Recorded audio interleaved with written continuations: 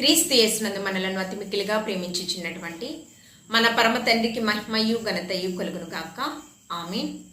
పరిశుద్ధాత్మ దేవుడు రెండవ మరణమైనటువంటి నిత్య నరకాగ్నిలోనికి క్రైస్తవ ప్రపంచమైనటువంటి మనమందరం కూడా వెళ్లకుండా పరలోక రాజ్యాన్ని ఏ విధంగా స్వతంత్రించుకోవాలి, దేవుని యొక్క వాక్యం హెచ్చరికతో కూడినటువంటి వాక్కులతో మనల్ని బలపరచుచూ ఉన్నాడు. ఏ యోగ్యత లేని ఆత్మీయ స్థితిలో చనిపోయిన సర్వమానవాళిని పరమతండ్రి ప్రేమనే హేతువు చేత తన ప్రియకుమారుడైన క్రీస్తుని లోకంలోనికి పంపించి ఆయన యొక్క శిలువ మరణ పునరుద్ధానం ద్వారా మన పాపములన్నీ కూడా విమోచించి ఆయన ప్రియబిడ్డలుగా ఆయన శరీరంలో పాలిభాగస్తులుగా మనల్ని ఐక్యపరచడం జరిగింది. రెండవ మరణం నుంచి మనం తప్పించబడాలి అంటే ఇచ్చిన రక్షణను చాలా జాగ్రత్తగా కాపాడుకుంటూ క్రీస్తు చిత్తానుసారంగా క్రీస్తుని కేంద్ర బిందువుగా కలిగి లోకంలో జీవిస్తూ అనేకులను ప్రభు వైపు ప్రభావితం చేసేటటువంటి వారుగా ఫలాభివృద్ధిని పొందుతూ నిత్య నరకాగ్ని అయినటువంటి ఉగ్రత నుంచి మనం తప్పించబడాలి అంటే ఏ విధంగా మనం బ్రతకాలి, వాక్యానుసారంగా మనం ధ్యానం చేద్దాం. పరలోక రాజ్యాన్ని ముందుగా చూసి వ్రాసినటువంటి అపోస్తులైనటువంటి యోహాను గారు ప్రకటన గ్రంథము 21వ అధ్యాయము 8వ వచనం మనం చదువుకుందాం. ఎలాంటి వారు నిత్య నరకాగ్ని అయినటువంటి ఆ రెండవ మరణానికి పాలుభాగస్తులు అవుతారు? పరిశుద్ధ గ్రంథంలో చూడండి, ప్రకటన గ్రంథము 21వ అధ్యాయము 8వ వచనం. పిరికి వారును, అవిశ్వాసులను, అసహ్యులను, నరహంతకులను, వ్యభిచారులను, మాంత్రికులను, విగ్రహారాధికులను, అబద్ధికులందరూ అగ్ని గంధకములతో మండు గుండములో పాలు పొందుదురు. ఇది రెండవ మరణం. మొట్టమొదటిగా పిరికి వారు. అపోస్తలుడైనటువంటి పౌలు గారు 2వ తిమోతికి రాసిన పత్రిక 1వ అధ్యాయము 7వ వచనంలో దేవుడు మనకి శక్తియు ప్రేమయు ఇంద్రియ నిగ్రహము కలిగినటువంటి ఆత్మని ఇచ్చినే గాని పిరికితనం కలిగినటువంటి ఆత్మను మనకి ఇవ్వలేదు. పిరికితనము పాపంతో సమానము. పాపం అనే కాడి నుంచి మనల్ని విడిపించాడు యేసుక్రీస్తు ప్రభువారు ఆయన పరిశుద్ధ రక్తము చేత. చీకటిలో ఉన్న మనల్ని ఆశ్చర్యకరమైన తన వెలుగులోనికి, పరిశుద్ధతలోనికి నడిపించుటకు ఆయన పరిశుద్ధ రక్తాన్ని చిందించారు. రాజులైన యాజక సమూహము, రాజవంశానికి దేవాది దేవుడు ఒక గొప్ప ఆధిక్యతను మనకి ఇవ్వడం జరిగింది. ఈ పిరికితనం గురించి ఇది ఒక పాపంతో సమానం. పాప భయంతో, ప్రాణ భయంతో పిరికితనం అనేది మనకు వస్తూ ఉంటుంది. పరిశుద్ధాత్మ దేవుడు పరిశుద్ధ గ్రంథంలో ముమ్మారు వ్రాయడము జరిగింది పిరికితనం గురించి. మొట్టమొదటిగా హోషేయ ప్రవక్త ద్వారా, హోషేయ ప్రవక్త యేసుక్రీస్తు ప్రభువారికి సాదృశ్యంగా కనిపిస్తూ ఉన్నారు. గోమెరు తన భార్య ఇజ్రాయేలు ప్రజలకు సాదృశ్యంగా, నేడు క్రైస్తవ ప్రపంచానికి సాదృశ్యంగా కనిపిస్తూ ఉంది.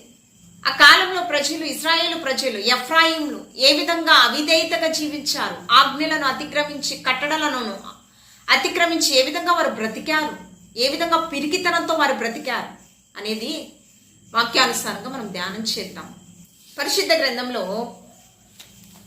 హోషేయ గ్రంథము 7వ అధ్యాయము 11వ వచనం చదువుకుందాము.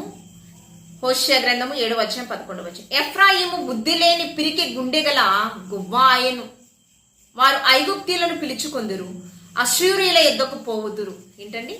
ఎఫ్రాయిము పిరికితనం కలిగినటువంటి గువ్వ ఆయను, వారు ఐగుప్తీయులను ఆశ్రయిస్తూ ఉన్నారంట. ఈ ఎఫ్రాయిం ఎవరు? యోసేపు యొక్క 2 కుమారులు మనష్షే, ఎఫ్రాయిం. యోసేపు యేసుక్రీస్తు ప్రభువారికి సాదృశ్యంగా కనిపిస్తూ ఉన్నారు. యోసేపు 20 తులాల వెండి నాణ్యములకు ఐగుప్తీయులకు అమ్మివేయడం జరిగింది. పోతిఫర్ దగ్గర నమ్మకత్వాన్ని సంపాదించుకున్నాడు. అదేవిధంగా ఫరో దగ్గర కూడా నమ్మకత్వాన్ని సంపాదించుకున్నాడు.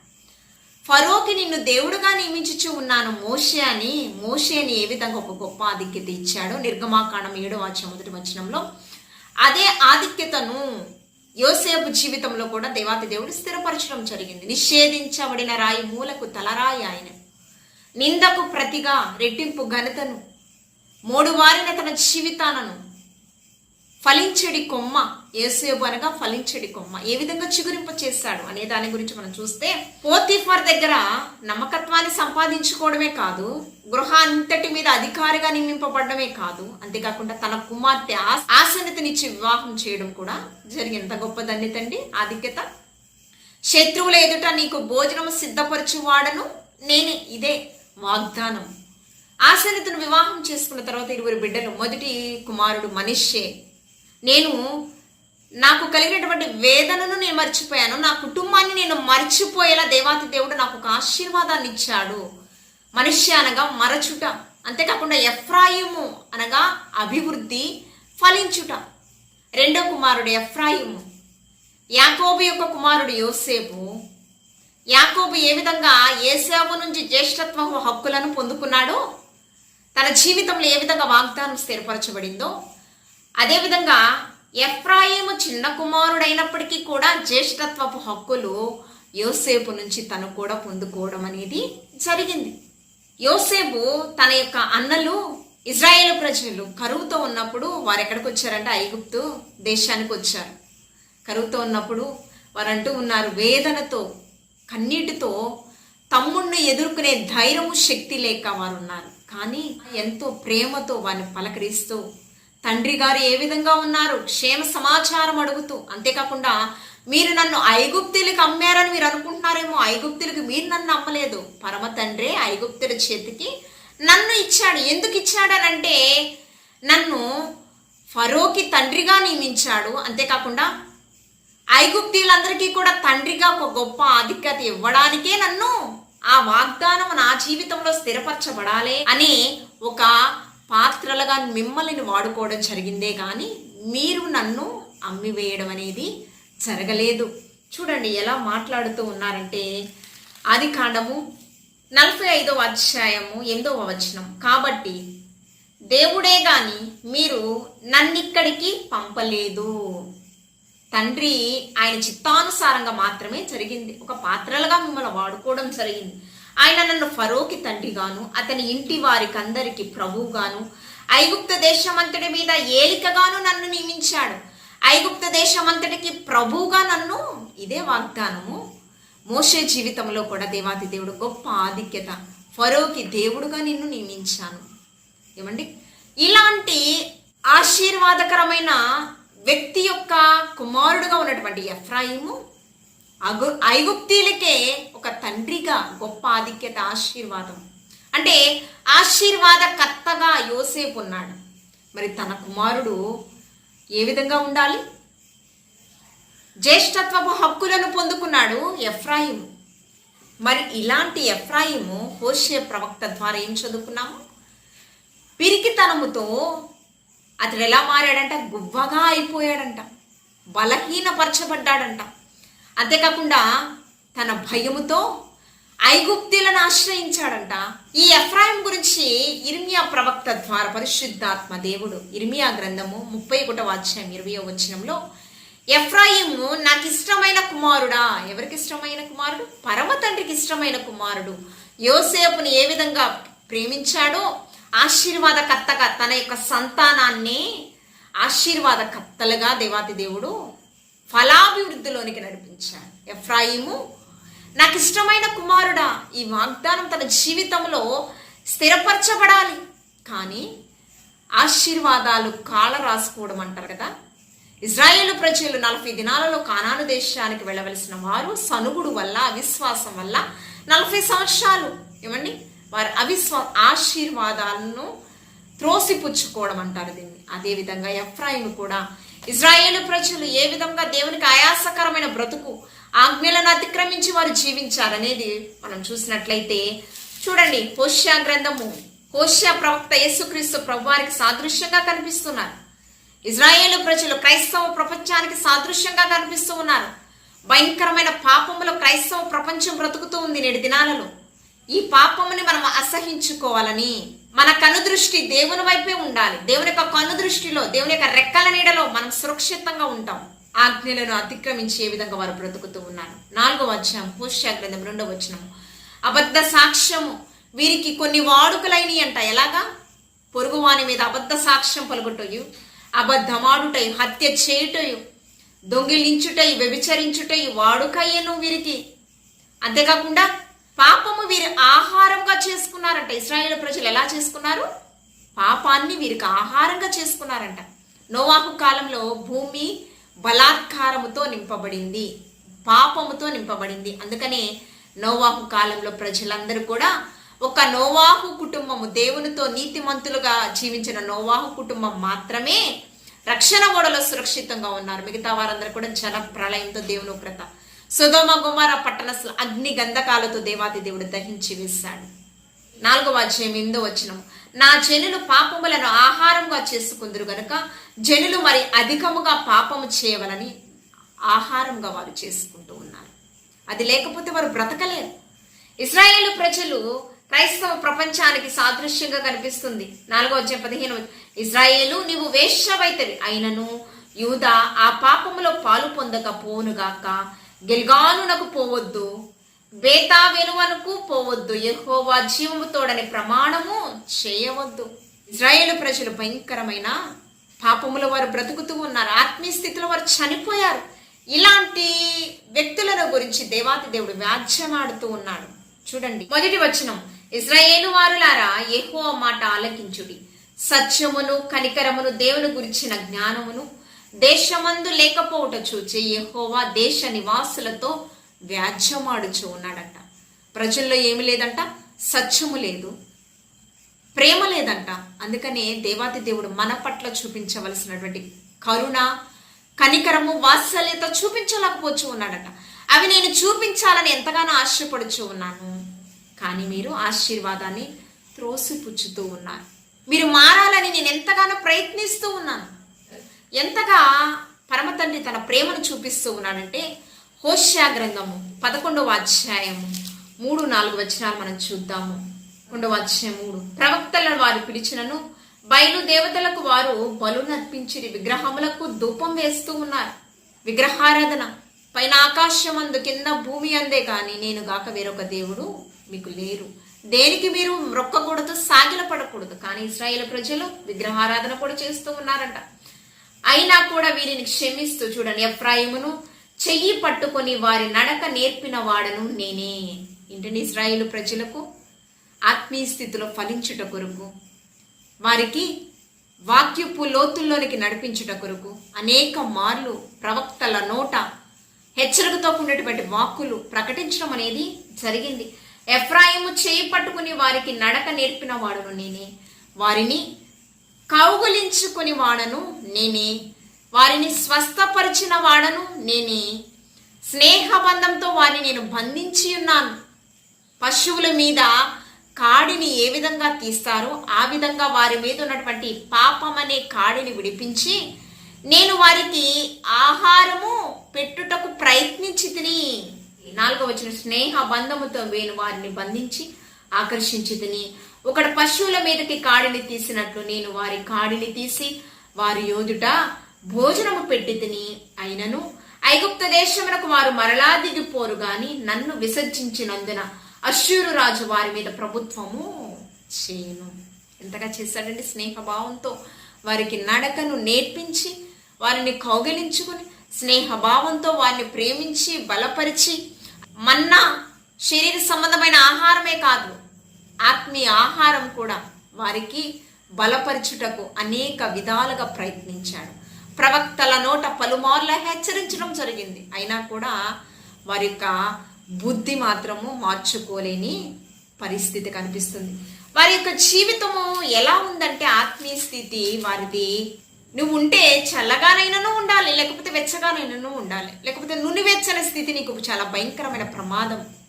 అలా ఉన్నట్లయితే అంట పరమ తండ్రి ఆయన నోట నుంచి ఉమ్మువే ఉద్దేశించుచూ ఉన్నాడంట. యోహాను గారు ప్రకటన గ్రంథంలో తెలియపరుస్తూ ఉన్నాడు. గ్రంథం 6వ అధ్యాయము 4, 6, 7 వచనాలు చదువు. ఎఫ్రాయిము, నిన్ను నేనేమి చేతును, యూదా నిన్ను నేనేమి చేతును, తెల్లవారగానే కనబడు మేఘము ఎగిరిపోనట్లు, ప్రాతకాలపు పడు మంచు ఆరిపోనట్లు మీ భక్తి కనిపిస్తూ ఉన్నది. నేను బలిని కోరను గాని కనికరమునే కోరుచూ ఉన్నాను. దహన బలుల కంటే దేవుని గురించిన జ్ఞానము నాకు ఇష్టమైనది. ఆదాము నిబంధన మీరినట్లు వారు నా ఎడల విశ్వాసఘాతకులై నా నిబంధనను మీరి ఉన్నారు. గిలాదు పాపాత్ముల పట్టణమాయను, అందులో నరహంతకులు అడుగు జాడలు నాకు కనబడుచున్నారు. భయంకరమైన పాపంలో వారు బ్రతుకుతూ ఉన్నారంట. ఆత్మీయ స్థితిలో చల్లారిపోయిన పరిస్థితి వారు కనిపిస్తుంది. భయంకరమైన పాపం, క్షమాపణ లేదు వారికి. అలాంటి స్థితిలో ఉన్న వారిని కూడా దేవాతి దేవుడు ఎంతగా ప్రేమిస్తూ ఉన్నాడంటే, ఎంతగా వారిపైన కృప చూపుచూ ఉన్నాడంటే చూడండి పరిశుద్ధ గ్రంథంలో హోషేయ గ్రంథం 2:19 నీవు నిత్యము నాకుండినట్లుగా నేను నీతిని బట్టి తీర్పు తీర్చుట వలనను దయాదాక్షిణములు చూపుట వలన నిన్ను నేను ప్రదానము చేసుకొందును. ఏంటండి? నీతిని బట్టి తీర్పు తీర్చుట వలనను కృప కనికరము. దుర్నీతితో ఉన్న మన జీవితాలను నీతి సాధకములుగా మార్చడానికి యేసుక్రీస్తు ప్రభువారు పరిశుద్ధ రక్తాన్ని చిందించారు. పరమ తండ్రి పాత నిబంధన కాలంలో అనేక మంది భక్తులను, ప్రవక్తలను, యాజకులను, న్యాయాధిపతులను, ఇశ్రాయేలు ప్రజలను సంరక్షించడానికి, యూదా ప్రజలను సంరక్షించడానికి అనేక మంది వ్యక్తులను పాత్రలుగా వాడుకోవడం జరిగింది. కానీ ఎంతమంది హెచ్చరించినా కూడా వారికి ఉన్నటువంటి అవిశ్వాసపు పొరలు తొలగిపోలేదు. అయినా కూడా దేవాది దేవుడు విడిచిపెట్టలేదు. ఇశ్రాయేలు ప్రజలకు సాదృశ్యమైనటువంటి నేడు మనందరికీ వీరు చేసినటువంటి అపరాధములను బట్టి మలాకీ గ్రంథం నుంచి మత్తయి సువార్త వరకు ఒక నిశ్శబ్ద కాలం 400 సంవత్సరాలు పరమ తండ్రి యాజకులతో మాట్లాడడం మానేశారు. అంతేకాకుండా తన ప్రజలతో మాట్లాడడం మానేశారు. నిశ్శబ్ద కాలం 400 సంవత్సరాల తరువాత దేవుని కనుదృష్టిలో ఉన్నటువంటి జకరియా, ఎలిజబెతులు, పరిశుద్ధురాలైనటువంటి మరియమ్మ దేవుని యొక్క స్వరం కొరకు ఆశతో ఎదురు చూస్తుంది. దయాప్రాప్తురాలానికి శుభము దేవుని యొక్క స్వరం వినేటటువంటి గొప్ప భాగ్యాన్ని పొందుకుంది. ఆమె ద్వారా ఆత్మీయ స్థితిలో చనిపోయిన మనమందరినీ కూడా రక్షించుటకు యేసుక్రీస్తు ప్రభువారు ఆయన పరిశుద్ధ రక్తాన్ని, యవ్వన రక్తాన్ని మనకి దారపోశాడు. ఇచ్చిన రక్షణను నిరర్ధకం చేసుకోకూడదండి. రక్షణను చాలా జాగ్రత్తగా మనం కాపాడుకోవాలి. అపవాదికి ఈ యొక్క పరిశుద్ధ గ్రంథంలో, ప్రకటన గ్రంథంలో తనకున్న సమయం చాలా కొద్దిగా ఉందంట. ఎవరిని మృగుదుమా అని గర్జించి సింహం వలె పొంచి ఉంటుందంట. అపవాది బంధకములను ఛేదించే శక్తి సర్వాంగ కవచమైనటువంటి వాక్యానికి ఉంది. కాబట్టి వాక్యముతో ఉదక స్నానం చేయబడచ్చు. ప్రకటన గ్రంథం 12వ అధ్యాయం 12వ వచనం పరలోకమా, పరలోక నివాసులారా ఉత్సహించుడి, భూమి సముద్రమా మీకు శ్రమ. అపవాది తనకు సమయం కొంచెమే అని తెలుసుకుని బహు క్రోధము గలవాడై మీ యుద్ధకు దిగి వచ్చి ఉన్నాడని తనకున్న సమయం సద్వినియోగపరచుకుంటుంది. మరి మనము ఎఫెసీలకు రాసిన పత్రిక 5వ అధ్యాయం 15వ వచనం దినములు చెడ్డవి గనుక మీరు సమయమును పోనీయక అజ్ఞానుల వలె కాకుండా జ్ఞానం కలిగి మీ యొక్క సమయాన్ని సద్వినియోగపరచు. అజ్ఞాన కాలంలో దేవాతి దేవుడు ఇశ్రాయేలు ప్రజలను చూసి చూడనట్లు విడిచిపెట్టాడు. కానీ ఇప్పుడు దేవాతి దేవుడు అందరూ అంతటా మారు మనస్సు పొందాలి, ఏ ఒక్క ఆత్మ నశించడానికి ఇష్టం లేదు. యేసుక్రీస్తు ప్రభువారు 2వ రాకడలో జీవ పునరుద్ధానంలో మనం ఉండాలి అంటే మనకేం ఉండకూడదండి? 2వ మరణం నుంచి మనం తప్పించబడాలి అంటే పిరికితనం కలిగినటువంటి ఆత్మను మనకి ఇవ్వలేదు. ఇది పాపం అనే భయంతో మనం బ్రతుకుతూ ఉన్నామా? దానిని ఒప్పుకొని విడిచిపెట్టినట్లయితే ఖచ్చితంగా దేవుని యొక్క కనికరము, దయను మనం పొందుకుని యేసుక్రీస్తు ప్రభువారు 2వ రాకడలో వచ్చినప్పుడు ఆయనతో ఎత్తబడి వధువు సంఘముగా ఆయనతో ప్రదానం చేయబడి గొప్ప ఆధిక్యతను పొందుకునేటటువంటి స్థితిలో మనమందరం ఉండాలని వాక్యానుసారమైన జీవితం మనం జీవిద్దాము. దేవునికి ఆయాసకరమైన క్రియలన్నీ కూడా విసర్జించి దేవునికి ఇష్టలుగా బ్రతుకుతూ ఆజ్ఞలను, కట్టడలను, విధులను అనుసరించి మనం ఈ లోకంలో బ్రతుకుతూ దేవుని యొక్క నీతిని నెరవేర్చే వారంగా మనం ఉంటూ క్రీస్తుకు సాక్షులంగా ఈ లోకంలో బ్రతుకుతాము. దేవుని యొక్క కృపను పొందుకునేటువంటి స్థితిలో మనమందరం ముందుగాక. ఆమేన్. దేవాతి దేవుడి మాటలు మనందరి మిడికిల్లో బహుగా ఫలించునుగాక. ఆమేన్. పరిశుద్ధుడానికి వందనాలు, ప్రేమమయుడానికి వందనాలు. ఏ యోగ్యత లేని మాపై ప్రభా అపారమైన ప్రేమను నీవు చూపించావు ప్రభా. దుర్నీతితో ఉన్న, పాపముతో ఉన్న మా జీవితాలను పరిశుద్ధ రక్తం ఇచ్చి ప్రభా పవిత్రపరుచుకున్నావు ప్రభా. నీకు స్తోత్రం. ఏమిచ్చి నీ రుణాన్ని మేము తీర్చుకోగలము ప్రభా. మా మరణ పర్యాంత వరకు నీకు ఇష్టలుగా నీకు కృతజ్ఞతాస్తుతులు చెల్లింపబద్ధులమై ఉన్నాము ప్రభా. నీకు స్తోత్రం. నీవిచ్చిన రక్షణను నిరర్ధకం చేసుకోకుండా ప్రభా నీ రాకడ కొరకు సిద్ధపడే వరుసలో ప్రభా దిద్దుబాటు కలిగిన జీవితాలు నాకు, మాకు అందరికి మీరు దయచేసి నీ రాజ్య స్థాపన కొరకు ప్రయాస